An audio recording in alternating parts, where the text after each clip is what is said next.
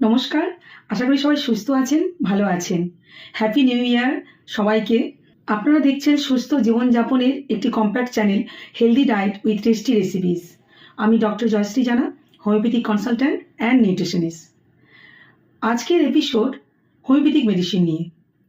তবে শুধুমাত্র একটি মেডিসিন নয়, এখন ডায়াবেটিস বা ডায়াবেটিস মেলাইটাস, যেটা সুগার লেভেল বেড়ে যাওয়া, আমাদের ব্লাডে যে সুগার লেভেল বেড়ে যায়, সেই যে একটা ডিজিজ কন্ডিশন, এটা একটা মহামারী রূপ নিয়েছে।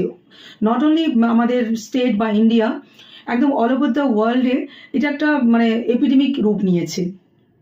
এবং এই ডায়াবেটিস কন্ট্রোল করার জন্য নানাভাবে তার লাইফস্টাইল, ডায়েট এসব তো মেনটেন করতেই হয়। এবং এই ডায়াবেটিস ডিজিজটি এমন একটি ডিজিজ যেখানে ডায়েট এবং লাইফস্টাইল ম্যানেজমেন্ট করেও কিন্তু আপনি খুব ভালো থাকতে পারবেন। তার সাথে প্রাইমারি স্টেজে যদি আপনি হোমিওপ্যাথিক মেডিসিনের ট্রিটমেন্ট নেন, তাহলে বহুদিন পর্যন্ত আপনি অনেক বেশি ভালো থাকবেন, আপনার সুগার লেভেল অনেকখানি কন্ট্রোলে থাকবে।